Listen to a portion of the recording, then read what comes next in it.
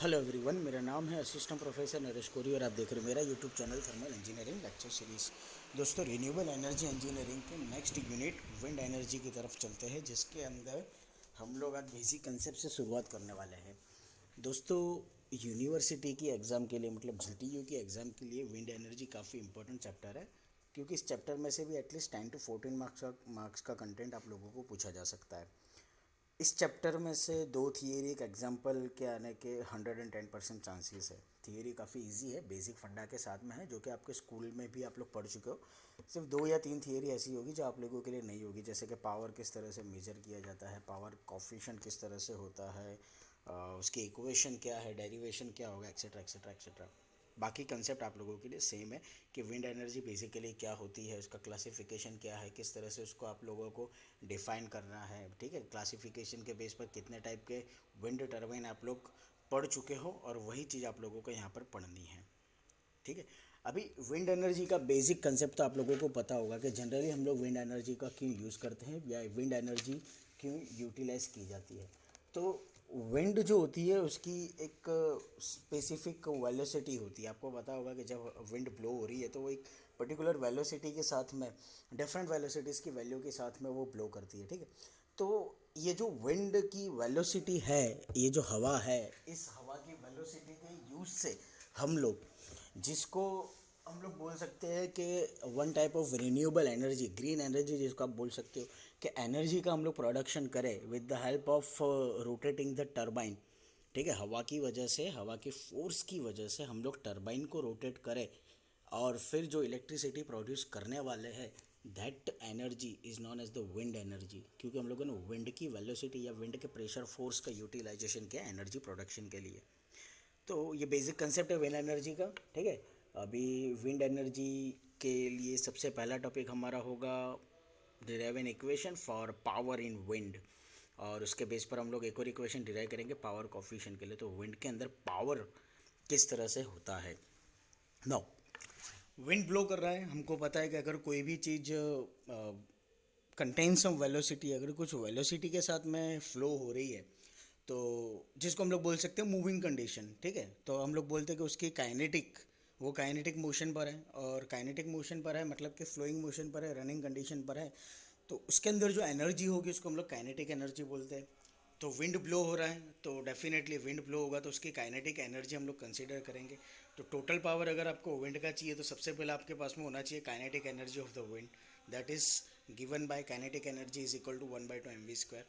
ठीक है, नाउ कि कितने अमाउंट की एयर पर यूनिट टाइम पर unit area with respected velocity v जो आप लोगों की टर्बाइन ब्लेड के साथ में स्ट्राइक करेगा, तो उसकी वैल्यू कितनी, तो उसकी वैल्यू होगी a इंटू वी। ए मतलब कि एरिया, v मतलब कि वेलोसिटी, और उसको आप लोग बोलोगे मीटर क्यूब पर सेकंड, क्योंकि one type of A discharge हो गया कि कितने अमाउंट का मास और वेलोसिटी कंटेन वाली फ्लूइड आपके टर्बाइन प्लेट के साथ में स्ट्राइक करेगा। तो मास फ्लो रेट कितना है, रो ए वी, क्यों, क्योंकि हम लोग यहाँ पर डेंसिटी कंसीडर करेंगे, तो मास फ्लो रेट आप लोगों के लिए बन जाएगा रो ए वी। ये हमारे लिए हो गया इक्वेशन नंबर 2। काइनेटिक एनर्जी था 1/2 mv², ये 1/2 mv² में हम लोग एम रख सकते हैं, मतलब substituting the value of equation 2 into the 1, ये रहा। ठीक है, 1/2 mv², यहाँ पर हम लोगों ने मास की वैल्यू रख दी rho A V into V. Simplify करो, ये इक्वेशन बन जाएगा 1/2 रो ए वी क्यूब। मैं दिखाता हूँ यहाँ पर, like this, 1/2 rho A V cube. ठीक है, जूल पर सेकेंड, मतलब आप इसको वॉट भी कंसिडर कर सकते हो, तो आपको टोटल पावर कितना होता है 1/2 rho A V cube. But practically as we know that के 100% एफिशिएंसी वाला कोई भी डिवाइस बनाना पॉसिबल नहीं है, मतलब थोड़ी बहुत एनर्जी लॉस तो आप लोगों को मिलेगी ही। तो वो जो एनर्जी लॉस हो रही है वो एनर्जी लॉस विंड वेलोसिटी के रिस्पेक्ट में होगी, विंड वेलोसिटी के रिस्पेक्ट में होगी, मतलब कि 100% जो वेलोसिटी आप लोगों की विंड की है वो कंप्लीट प्रेशर या पावर के साथ में आपके ब्लेड के साथ में स्ट्राइक करेगा नहीं। ठीक है, there is some heat loss, मतलब कि there is some velocity loss, power loss. वो जो पावर लॉस हो रहा है उसको हम लोग जीरो से, जीरो रिड्यूस हो गया मतलब इस तरह से कंसिडर कर सकते हैं। ठीक है, जिसको आप लोग बोल सकते हो स्टैटिक एयर लॉस, जो कि आपके टरबाइन के सराउंडिंग में या विंड मिल के सराउंडिंग में होगी, जो उसके ऑपरेशन में कंसिडर की जा सकती है। समझ में आ रहा है। ठीक है, तो इस इक्वेशन 3 के बेस पर हम लोगों को मैक्सिमम वेलोसिटी का पावर फाइंड आउट करना हो तो हम लोग कर सकते हो। कि विंड पावर जो है वो अगर देखा जाए तो वो डायरेक्टली प्रोपोर्शनल है किसके, तो एरिया और वेलोसिटी के थर्ड, मतलब के क्या बोलते हैं आपके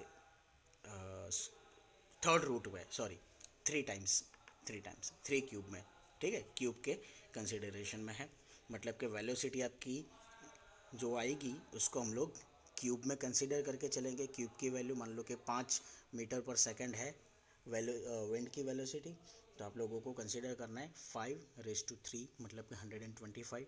और एरिया जितना ज़्यादा होगा उतना ही पावर आप लोगों को ज़्यादा मिलेगा। अभी प्रैक्टिकली होता क्या है कि विंड की जो वेलोसिटी है अगर वो 5 मीटर पर सेकंड से कम और 25 मीटर पर सेकंड से ज़्यादा है तो वो विंड टर्बाइन के लिए सूटेबल नहीं होता है, ठीक है। क्यों? क्योंकि आपको मैक्सिमम पावर जनरेट करनी है। अगर वेलोसिटी कम है तो आप लोगों को एरिया ज़्यादा बड़ा रखना पड़ेगा, और वेलोसिटी ज़्यादा है 25 मीटर पर सेकंड से ज़्यादा है तो आप लोगों को फ्रिक्शन के चांसेस ज़्यादा रहेंगे। मतलब कि आप लोगों को कंपोनेंट्स के अंदर नॉइज़ी या तो फिर उसको बल्की करना पड़ेगा। अब अगर वेलोसिटी कम है तो होता क्या है कि हम लोगों को लार्जर एरिया को कवर करना पड़ेगा। Wind turbine with a larger swept area मतलब कि उसके जो प्रोपेलर होते हैं, उसके जो विंड ब्लेड होती है, टर्बाइन की जो ब्लेड होती है, उसका एरिया आप लोगों को मैक्सिमम रखना है कि जितना ज़्यादा एरिया वो रोटेट करने में कवर करेगा उतनी ही ज़्यादा एयर वेलोसिटी आप लोगों को मिलेगी। मतलब कि लोअर वैल्यू से ज़्यादा और हायर वैल्यू से कम में, ठीक है, समझ में आ रहा है। तो एरिया जनरली इसके लिए कैलकुलेट किया जाता है, that area is given by π/4 d², वो तुमको पता ही है। अभी ये जो एरिया की वैल्यू मिली इसको हम लोग रखेंगे यहाँ पर in this equation. Your equation will become PT, total power 1/2 rho v cube, यहाँ पर एरिया की वैल्यू π/4 d², सिंप्लीफाई करो 1/8, pi will be as it is rho d²v cube. ये वैल्यू कुछ, एक मिनट, वैल्यू कुछ इस तरह से बनेगी π/8 रो d²v क्यूब। और जो प्रैक्टिकल डायग्राम होता है वो कुछ इस तरह से होता है कि जैसे जैसे आपके विंड का पावर बढ़ेगा, सॉरी, आपके विंड के पावर को बढ़ाने के लिए विंड की स्पीड आपकी ज़्यादा होनी चाहिए। जितनी कम स्पीड होगी उतनी ही ज़्यादा डायामीटर वाला रोटर आप लोगों को यूज़ करना पड़ेगा जो आपको ज़्यादा पावर देगा। और जैसे जैसे वेलोसिटी बढ़ती जाएगी डायामीटर तो कम होगा लेकिन your power production will also be reduce, ठीक है। Effect of wind speed and rotor diameter on wind power. तो इसका मतलब ये हो गया कि वेलोसिटी अगर कम है तो रोटर डायमीटर भी आपका नॉमिनल साइज़ का होगा और पावर जनरेशन भी आप लोगों को नॉमिनल वैल्यू में मिलेगा, ठीक है। तो ये पावर की वैल्यू आगे हमारे लिए π/8 रो d²v क्यूब। तो इसके ऊपर क्लियर है कि power is directly proportional to square of the diameter of the turbine blade या तो स्वेप्ट एरिया। जो स्वेप्ट एरिया का सिंपल मीनिंग है, स्वेप्ट एरिया का मतलब ये होता है कि टर्बाइन की ब्लेड जितनी घूमेगी उस घूमने की वजह से जो एरिया कवर हो रहा है उसको बोलते हैं swept area. The combine effect of wind speed and rotor diameter variation is shown in figure, जो मैंने अभी आपको डायग्राम में दिखा दी है वाला, ठीक है। तो total wind power density is define as the total wind power per unit area wind stream के रिस्पेक्ट में, पर यूनिट एरिया के रिस्पेक्ट में टोटल विंड पावर आप लोगों को मिलेगा, उसको बोलते हैं पावर डेंसिटी। नाउ उसी के बेस पर पावर कॉफिशिएंट क्या होगा हमारे लिए, it can be define as the fraction of free flow का मतलब ये होगा कि आप लोगों की जो एयर होगी जो फ्रीली मूव हो रही है, जिसको आप लोगों को कोई फोर्स नहीं मिलने वाला, कोई रेजिस्टेंस नहीं मिलने वाला, वो हमारे लिए हो जाएगा free flow wind power that can be extracted bye a wind turbine rotor, जिसको हम लोग विंड टर्बाइन रोटर की वजह से यूज़ कर सकते हैं। Is called the power coefficient, जिसको मैथमेटिकली डिफाइन किया जाता है। Power coefficient is the ratio of power of wind turbine rotor, wind turbine rotor के पावर, विंड टर्बाइन का रोटर जब उसके साथ में एयर जो कुछ वेलोसिटी के साथ में स्ट्राइक हो गई है उसके बाद में जो पावर जनरेट हो रहा है that power to the power available in the wind. Actually में विंड के अंदर कितना पावर अवेलेबल था, क्योंकि हमको पता है कि पावर विंड के अंदर ओरिजिनल भी जितना होगा उसका 100% यूटिलाइजेशन हम लोग नहीं कर सकते, थोड़ा बहुत लॉसेस तो आप लोगों को मिलने वाला है। तो वो जो लॉसेस मिलेगा उस लॉसेस को हम लोग विंड टर्बाइन रोटर के साथ में बोल सकते हैं। प्रैक्टिकली क्या होता है कि हम लोगों को थियरिटिकल वैल्यू मिलती है, प्रैक्टिकली नहीं, सॉरी, थियरिटिकल वैल्यू इस इक्वेशन के बेस पर डिफाइन की गई है कि जो पावर कोएफिशिएंट होता है उसकी वैल्यू होती है 0.593। कब मिल सकता है, जब वो फ्री फ्लो हो तब। थियरिटिकल वैल्यू, ठीक है, थियरिटिकल वैल्यू जो होती है वो। अगर आप लोगों को बेस्ट प्रैक्टिकल रोटर्स चाहिए तो पावर कॉफिशिएंट आप लोगों को 0.4 टू 0.45 मिल सकता है, जो कि रोटर का एक स्टैंडर्ड वैल्यू है, 40 to 45% इफेक्टिव के साथ में। थियरेटिकल वैल्यू हमारी थी 0.59, जो कि पॉसिबल ही नहीं, वो मैक्सिमम वैल्यू होगी, ठीक है। तो ये हो गया हमारे लिए power coefficient. Now the most IMP theory जो कि जीटीयू में 7 मार्क्स में आप लोगों को पूछी जा सकती है, कि पावर एक्सट्रैक्शन विंड टर्बाइन में से आप लोगों को किस तरह से फाइंड आउट करना है। अगर ये थियरी आप लोगों को पूछी जाए ना, तो सबसे पहले ये डायग्राम ड्रॉ करो।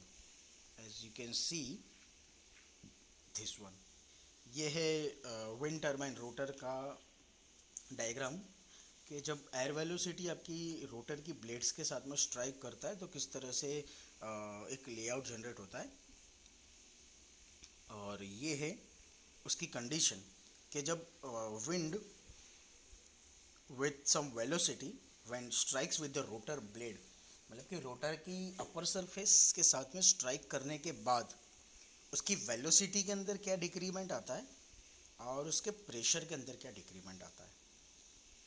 थोड़ा बहुत बेसिक कंसेप्ट है ये। बेसिक कंसेप्ट कुछ इस तरह से होगा आप लोगों के लिए, कि जब आप लोगों की विंड रोटर के साथ में स्ट्राइक कर रहा है, मतलब उसकी काइनेटिक एनर्जी, उसका जो हम लोग यूटिलाइजेशन करने वाले हैं टू प्रोड्यूस इलेक्ट्रिकल एनर्जी, मतलब पहले मैकेनिकल वर्क में हम लोग काइनेटिक एनर्जी का कन्वर्जन करेंगे, और उस मैकेनिकल एनर्जी को फिर हम लोग कन्वर्ट करेंगे with the help of the generator to produce an electricity, to produce an electrical energy. अभी सर्कुलर बाउंड्री होती है, क्योंकि रोटर आप लोगों का सर्कुलर घूमेगा, उसकी जो ब्लेड होती है वो भी थोड़ा एरोडायनेमिक शेप का होता है, मतलब one type of edge, slant edge इसमें होता है, सर्कुलर शेप में होता है। तो उसकी वजह से क्या होगा कि वो आपकी विंड की एयर मास को इफेक्ट करेगा, and it will create some upstream and downstream effect.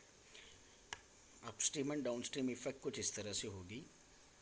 ये है, ये आप लोगों के लिए हो गया डाउनस्ट्रीम इफेक्ट, ये हो गया आप लोगों के लिए अपस्ट्रीम, और फिर आगे जाकर के फिर से डाउनस्ट्रीम।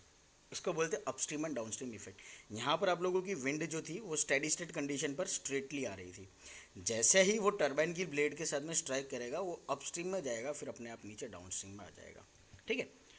तो कुछ इस तरह से आप लोगों को प्रैक्टिकली आपके टरबाइन के रोटर के ऊपर विंड की वैल्यू मिलेगी, मतलब कि उसका डायग्राम आप लोगों को मिलेगा।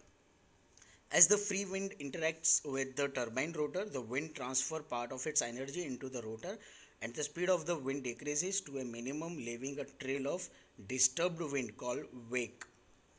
अभी जब आप लोगों की विंड, उसका मतलब मैं आप लोगों को समझा रहा हूँ, जो मैंने अभी पढ़ा उसको मैं डीप में समझाता हूँ, कि जब आप लोगों की विंड एट सम वेलोसिटी या एट सम स्पीड रोटर के साथ में स्ट्राइक करता है, तो वहाँ पर आप लोगों को विंड के अंदर थोड़ा फॉल जनरेट मिलता है, जिसको आप लोग ट्रेल बोलते हो।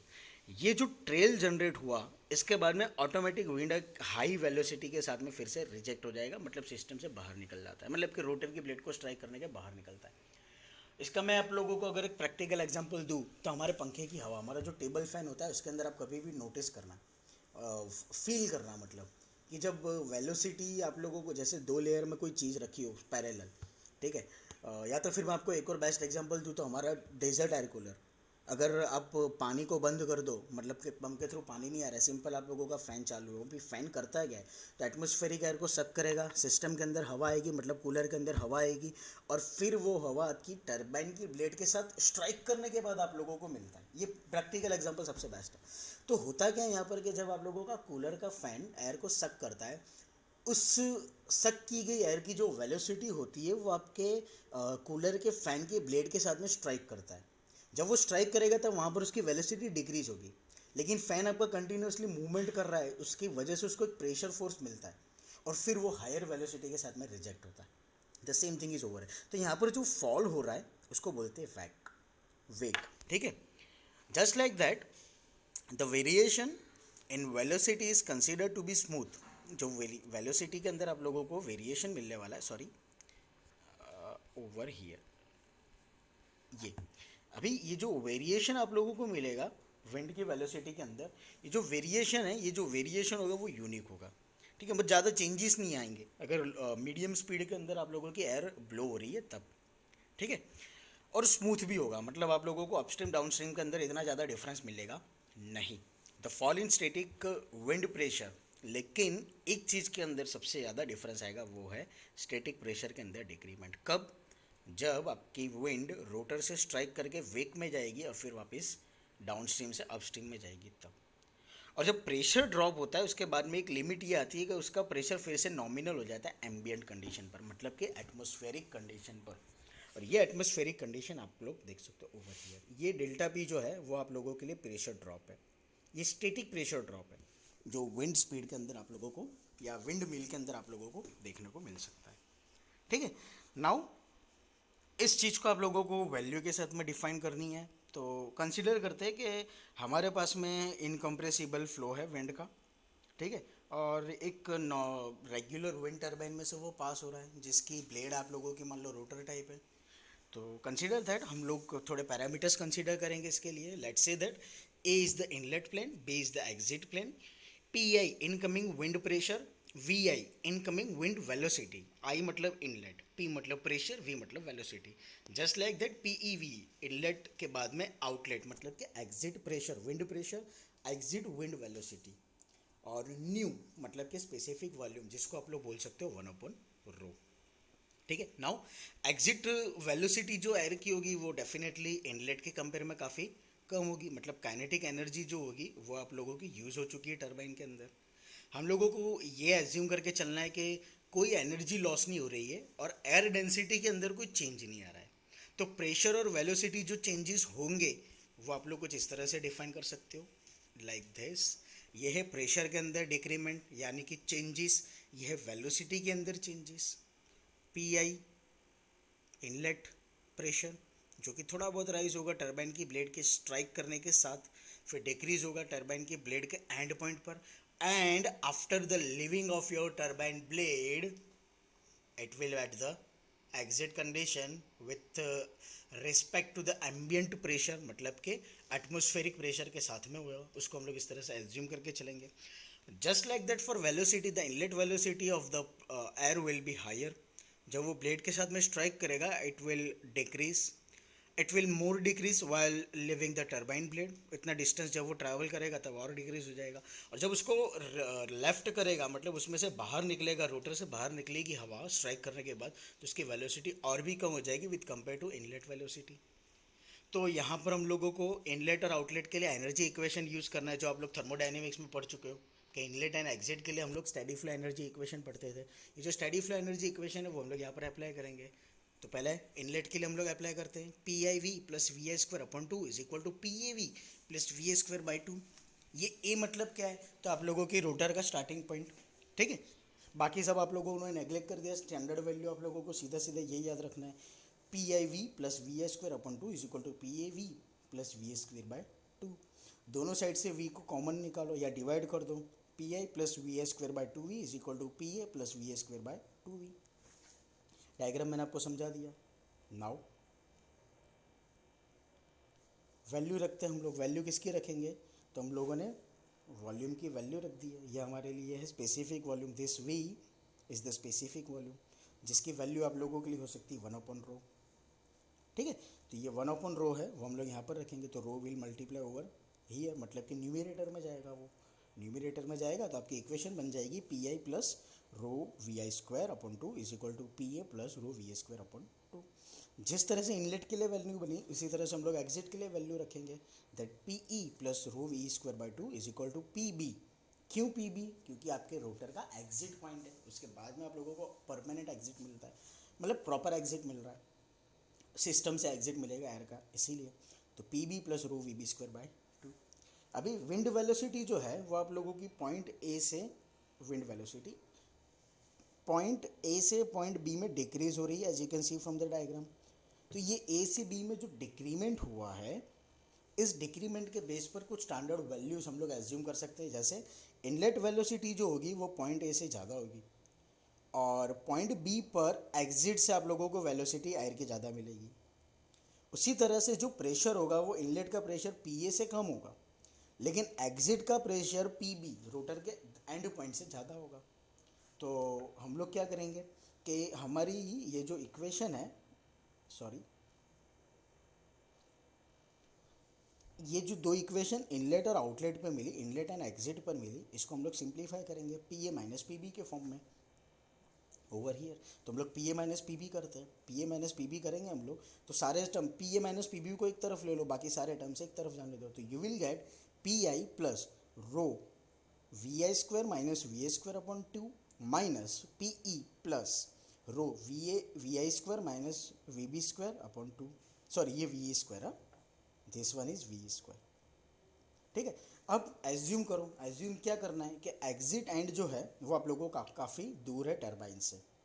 अभी टरबाइन से अगर काफ़ी दूर है तो हम लोग एज्यूम कर सकते हैं कि एग्जिट पर आप लोगों को जो प्रेशर मिलेगा that pressure should be with compare to the inlet pressure, मतलब कि एम्बिएंट कंडीशन पर है। और जो वेलोसिटी मिलेगी वो वेलोसिटी पॉइंट ए और पॉइंट बी के ऊपर इक्वल रहेगी, मतलब कि टोटल वेलोसिटी के रिस्पेक्ट में रहेगी। तो you can assume that P E is equal to P I, मतलब कि एग्जिट प्रेशर और इनलेट प्रेशर सेम है और वेलोसिटी पॉइंट ए और पॉइंट बी के ऊपर सेम है। जब इसको आप लोग यहाँ पर सब्सटीट्यूट करोगे तो आप लोगों को वैल्यू कुछ मिलेगी, क्योंकि आप लोगों का पी आई और पी माइनस में तो वो कैंसिल हो जाएगा। ठीक है, V A square by two V B square by two ये सेम है तो कैंसिल हो जाएगा, बचेगा क्या, रो आपका कॉमन है बाहर ले लो, V I square by two minus V square by two, ये आपकी इक्वेशन बनेगी। हम लोगों ने न्यूमिनेटर को सेम कर, सॉरी डिनोमिनेटर सेम कर दिया क्योंकि एक ही वैल्यू है। तो आप लोगों की वैल्यू क्या बनेगी, P A minus P B, मतलब कि pressure difference is equal to rho V I square minus V square upon 2। Now अभी ए जो है, जो हम लोगों ने प्रोजेक्ट किया था एरिया के लिए, ए मतलब आपका रोटर का inlet pressure, sorry inlet point नहीं है, यहाँ पर हम लोगों को ए एरिया कंसीडर करना है विंड टरबाइन का, जो कि परपेंडिकुलर होगा किसके, तो विंड स्ट्रीम से परपेंडिकुलर होगा, क्योंकि आपको पता है कि टरबाइन की जो ब्लेड होती है वो या तो हॉरिजॉन्टल होगी या तो वर्टिकल होगी, उसको परपेंडिकुलर डायरेक्शन में ही आप लोगों की एयर स्ट्राइक करने वाली है, तभी जा करके आप लोगों को विंड के अंदर रोटेशन मिलेगा।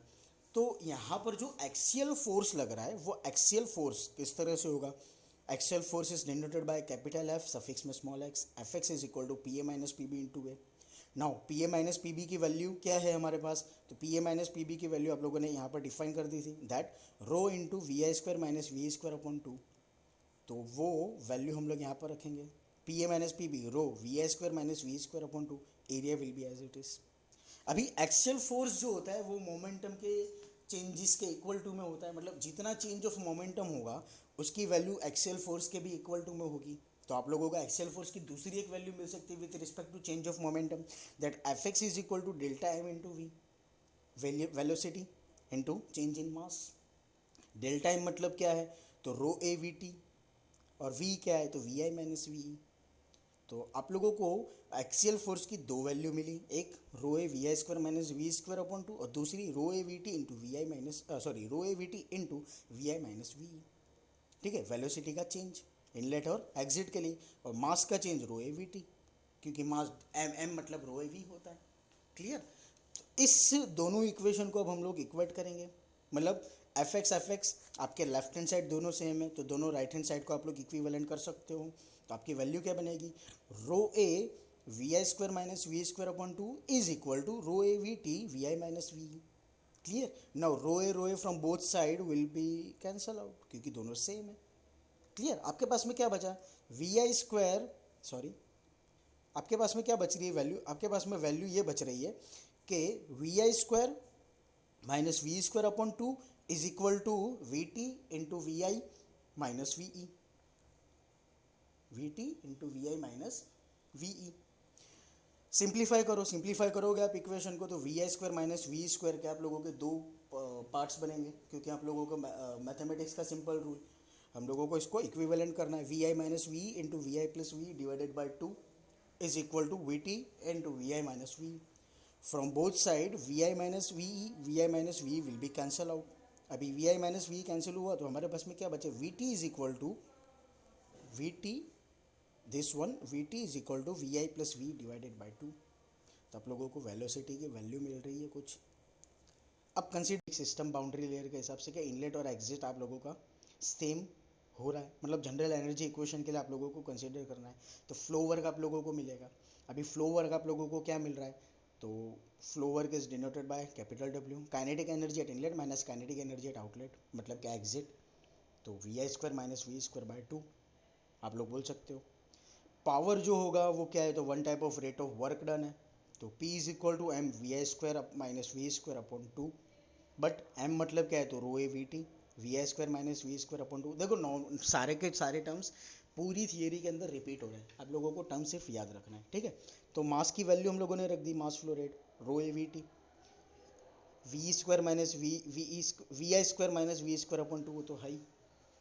नाउ वी टी की वैल्यू क्या है, तो वी टी की वैल्यू आप लोगों ने यहाँ पर ले ली थी, फाइंड आउट की थी कि हम लोगों को जो चेंज इन वेलोसिटी मिला है, मतलब कि वी टी जो आप लोगों को मिला है वो है V I plus V upon 2। भी वी टी आपके डायग्राम के अंदर ये रहा, कन्फ्यूजन ना हो इसीलिए मैं आपको बता रहा हूँ, ये है आपका वी टी टोटल वेलोसिटी। आप लोग इसको कंसिडर कर सकते हो, या एवरेज वेलोसिटी, जो कि आपके रोटर ब्लेड के सेंटर पॉइंट से कंसिडर किया जाता है। तो आपको वी टी की वैल्यू मिली V I plus V divided by 2। Now ये जो वी टी की वैल्यू मिली इसको हम लोगों ने पावर के इक्वेशन में रख दिया था, power is equal to rho A V I plus V upon 2 into V I square minus V square upon 2। इसको सिंप्लीफाई करेंगे हम लोग, 2 into 2 1/4, rho A as it is V I plus V into V I square minus V square. अब हमको तो maximum power चाहिए, अगर maximum power चाहिए तो एग्जिट के अंदर पावर लॉस कितना हुआ उसके रिस्पेक्ट में एग्जिट के अंदर वेलोसिटी लॉस कितना हुआ उसके बेस पर फाइंड आउट करोगे तो आपको पावर की स्टैंडर्ड वैल्यू मिल जाएगी। तो हम लोग क्या करेंगे, हमारी इस इक्वेशन को डिफ्रेंशिएट करेंगे with respect to exit velocity. तो क्या करोगे आप लोग, रो ए अपॉन 4 एक कांस्टेंट वैल्यू है, ठीक है, इक्विवेलेंट टू जीरो करोगे आप, जब आपके डिफरेंशिएट की गई वैल्यू को आपको मैक्सिमम पावर की वैल्यू मिलेगी, तो इस इक्वेशन के इक्विवेलेंट जीरो जाएगा, लेकिन हमको तो इसको डिफरेंशिएट करना है, तो रो अपन फोर आप लोगों के लिए कांस्टेंट हो गई, जो इक्वल टू के राइट साइड में जाएगा तो जीरो हो जाएगा। अब आपके पास में वैल्यू क्या बचेगी, V I plus V into V I square minus V square. इसको जब आप मल्टीप्लाई करोगे, सिंप्लीफाई करोगे और डिफरेंशिएट करोगे तो आपको वैल्यू क्या मिलेगी, D P by D V E is equal to, मतलब प्रेशर का differentiate with respect to exit velocity of air. तो आपको वैल्यू क्या मिलेगी, 3v square plus 2vi into V minus V I square is equal to zero. इस equation को simplify करोगे आप तो आपको वैल्यू मिलेगी, inlet and exit velocity will be same. या फिर आपको दूसरी वैल्यू मिल सकती है, क्योंकि आप लोगों का इक्वेशन आप लोगों का वो पॉलिनोमियल इक्वेशन हो गया, तो आपको सिंप्लीफिकेशन करना है। तो इक्वेशन में आपको दो वैल्यू मिलेगी, या तो इनलेट और एग्जिट की वेलोसिटी सेम होगी, या तो फिर एग्जिट की वेलोसिटी इनलेट की वेलोसिटी से थर्ड पार्ट में होगी। मतलब मान लो कि आपकी इनलेट वेलोसिटी 18 मीटर पर सेकंड है, तो with respect to this equation, मतलब V E is equal to 1/3 V I, इसके रिस्पेक्ट में आपकी एग्जिट वेलोसिटी हो जाएगी 6 मीटर पर सेकंड, क्योंकि थर्ड पार्ट में हो गई, थर्ड पोर्शन में हो गई है, 3 डिवाइड हो गई है इनलेट वेलोसिटी के वैल्यू के रिस्पेक्ट में। तो आप लोगों को वेलोसिटी की वैल्यू मिल जाएगी। मतलब क्या हुआ कि वी ई की जो वैल्यू है ऑप्शनल के तौर पर, वो वी आई के रिस्पेक्ट में थर्ड पार्ट में आ जाएगी, थर्ड पार्ट में, यानी कि थर्ड पोर्शन में चली जाएगी, तीसरे भाग की हो जाएगी। समझ में आ रहा है, क्लियर, ठीक है। तो ये आप लोगों के लिए कंडीशन होगी, किसके लिए, तो मैक्सिमम पावर के लिए। कौन सी वैल्यू है, तो ये ऑप्टिमम एग्जिट वेलोसिटी, ऑप्टिमम मतलब स्टैंडर्ड वैल्यू, इतनी वैल्यू आप लोगों को मिल सकती है। ये वैल्यू जब हम लोग हमारी इक्वेशन के अंदर रखेंगे, हमारी इस इक्वेशन के अंदर P is equal to 1/4 rho A V I plus V E into V I square minus V square, इसके अंदर जब हम लोग वैल्यू रखेंगे, किसकी वैल्यू, तो वी ई की वैल्यू, ऑप्टिमम वैल्यू, तो आप लोगों को सिंप्लीफिकेशन करने पर मैक्सिमम पावर की एक स्टैंडर्ड वैल्यू मिलेगी, वो है 8/27 rho A V I cube, जो कि आप लोगों का आंसर है मैक्सिमम पावर के लिए, ठीक है। अभी इसी के बेस पर आइडियल और मैक्सिमम थियोरेटिकल एफिशिएंसी अगर आपको फाइंड आउट करनी है तो आपको क्या करना है, तो एफिशिएंसी का फॉर्मूला यूज करो, maximum power to the total power. Maximum power आप लोगों ने अभी फाइंड आउट किया 8/27 rho A V I cube, total power भी आप लोगों ने फाइंड आउट किया था 1/2 rho A V I cube, ठीक है। Rho A V I cube will be cancel out, 8/27 divided by 1/2 होगा, इसको सिंप्लीफिकेशन करोगे तो आपको वैल्यू मिलेगी 16/27, इसको सिंप्लीफाई करोगे तो आपको मिलेगा वैल्यू 0.593, जो कि आपके थियरी में आ गया कि थियरिटिकली आपकी टरबाइन की जो ब्लेड होती है वो 59% तक की एफिशिएंसी देती है। तो मैक्सिमम एफिशिएंसी अगर आप लोगों को टरबाइन के अंदर चाहिए तो उसकी वैल्यू जाएगी 59.3%, जो कि सिर्फ और सिर्फ प्रैक्टिकल है। थियरिटिकली इतनी वैल्यू अचीव करना मुश्किल है। थियरिटिकली आप लोग 59.3 बता सकते हो, लेकिन प्रैक्टिकली आप लोगों को 59.3 वैल्यू मिलेगी नहीं। क्लियर? ठीक है, तो आप लोगों के लिए वैल्यू प्रैक्टिकली कितनी मिलती है, 40 to 45%। तो ये आप लोगों के लिए वैल्यू होगी मैक्सिमम एफिशिएंसी की भी। अगर आप लोगों को जीटीयू के अंदर क्वेश्चन पूछेंगे ना, तो ट्विस्ट करने के लिए इस तरह से भी पूछ सकते हैं कि टरबाइन की ब्लेड के लिए मैक्सिमम पावर की value 8/27 rho A V I cube define करके बताओ या डिराइव करके बताओ, और उसी के बेस पर मैक्सिमम एफिशिएंसी 0.593 होती है, ये भी आप लोगों को डिफाइन करके दिखाना है। तो क्वेश्चन अगर आप लोगों को ट्विस्ट करके पूछे तो ध्यान रखना है। तो ये था हमारे लिए पावर की वैल्यू। नेक्स्ट में हम लोग इसी के बेस पर, सॉरी एक और चीज़ मैं बताना भूल गया, पावर कॉफिशिएंट अगर आप लोगों को बताना हो तो जो आगे आगे उसी की तरफ से, power output from wind machine to the power available in wind, जिसकी वैल्यू वही है 0.593। तो नेक्स्ट लेक्चर के अंदर फिर हम लोग देखेंगे कि HWAT मतलब हॉरिजॉन्टल एक्सिस विंड टर्बाइन क्या होता है, विंड मशीन या तो विंड टर्बाइन के क्लासिफिकेशन क्या क्या है। पावर के इक्वेशन के अंदर आई होप कि आप लोगों को समझ में आया होगा। अगर कोई क्वेश्चन हो तो मुझसे ज़रूर पूछिएगा। Thank you so much.